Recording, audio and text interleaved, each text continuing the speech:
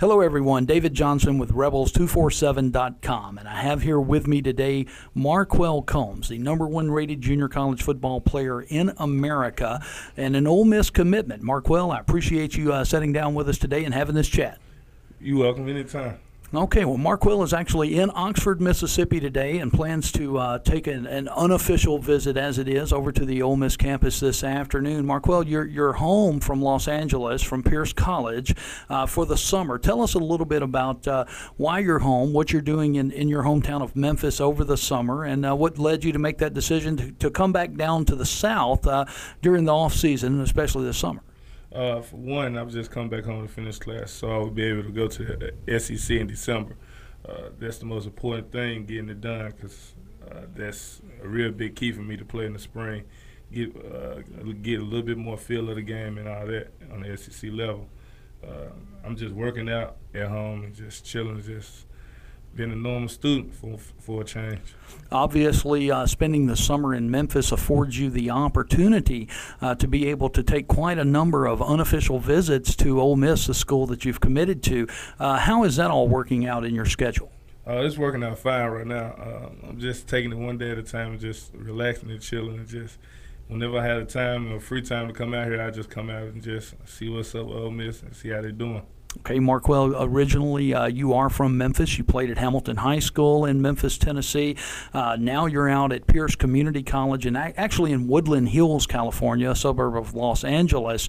The commitment to Ole Miss brings you back home, back around family and friends once more. How important of that was a factor in your decision to return back to an area close to Memphis where you grew up to play your college football at Ole Miss? Coming back means a lot. Just be able to have my family and my friends and everybody just come watch me. Not playing a whole 4 years of high school, playing only 1 year of high school, then end up going to prep school. Prep school was a failure, then just coming straight out to LA Pierce. Had a few coaches didn't believe in me, a lot of people didn't believe in me, so I finally had a coach that believed in me and stood behind everything that I wanted to do, so I went and took a chance. Talking about only playing 1 year of high school, you've had a meteoric rise. Many people consider you the top-rated junior college football player in America. You're a man now that is approaching almost 40 offers from BCS schools. There are only a handful of recruits out there anywhere in the country that have that many offers. Tell us a little bit about the odyssey that you've been on from only playing 1 year of high school football to where you're at right now as one of the top recruits in America. I just give thanks to God and just let him work what he does. Like I told you, I just go out there and play the game. Fell in love with it since the first time I played. My 12th grade year, August 29th. We played Whitehaven High School, 7 o'clock at night. All my family was out there to support me, so it felt a good vibe, even though we lost.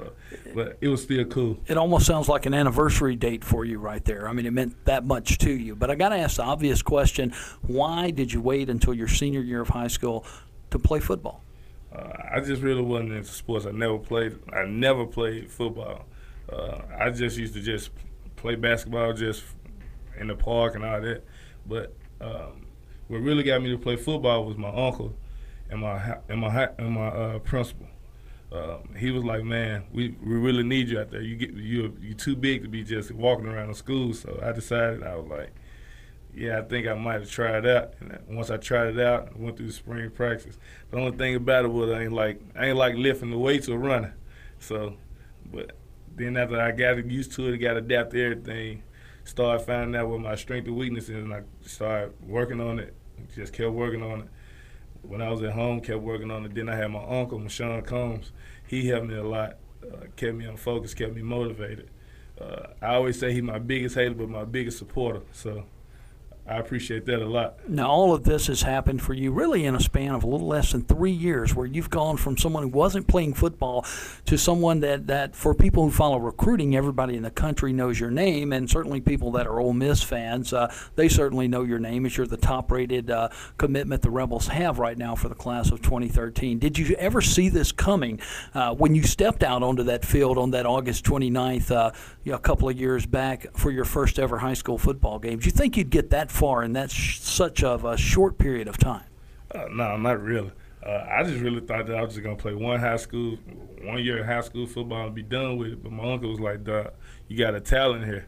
It ain't too many kids that go out and just make it to the All-Star game and be all Metro on their first year."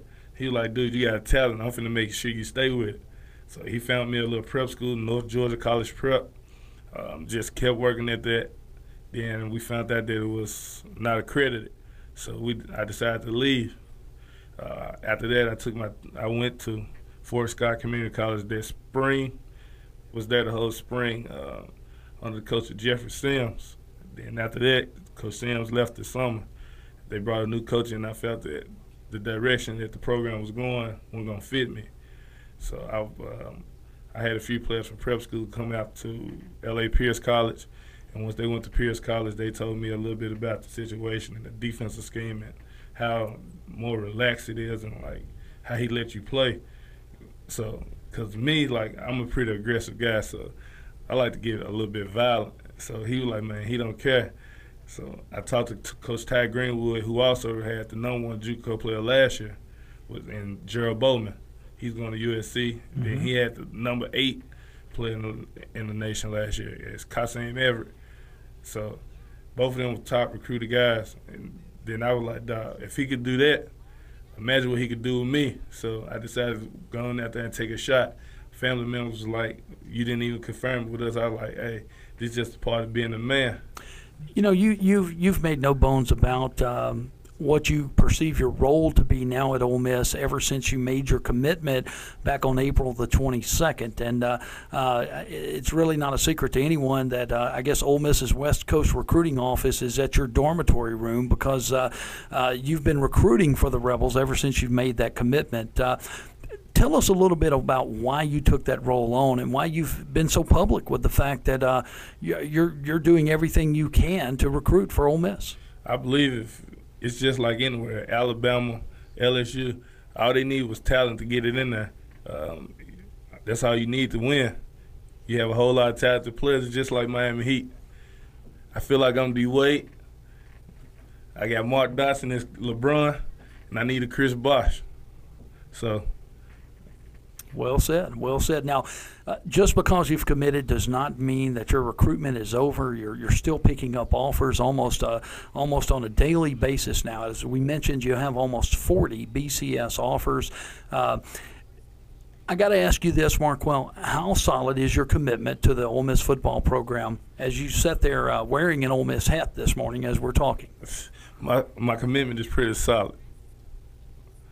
Now, other schools, though, still in contact with you. I know that we talked off camera before. Texas A&M really high on you right now. Ohio State is also high on you as well. What do you do in that situation when you're a commitment and, as you said, you've made your mind up about where you're going to school? How do you handle the continued recruitment after that? As they call, I just talk to them and I just keep it up front and tell them how it really is. I'm telling them that my recruitment is it's still open, but if I do come out to your school, you gotta compete with at least what Ole Miss has, and what did I like and what am I dislike. So, and then like my whole thing is you gonna bring in talent to play around me as Ole Miss is doing, and my playing time is the most biggest thing. So a lot of schools trying to now bring it up, but like I told them, I'm gonna keep it straightforward with you, like I want y'all to keep it straightforward with me.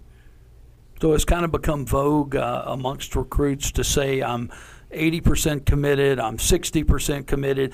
Marquell, if you had to put a percentage on it, where would you say your commitment status with Ole Miss lies on this day today in the middle of June?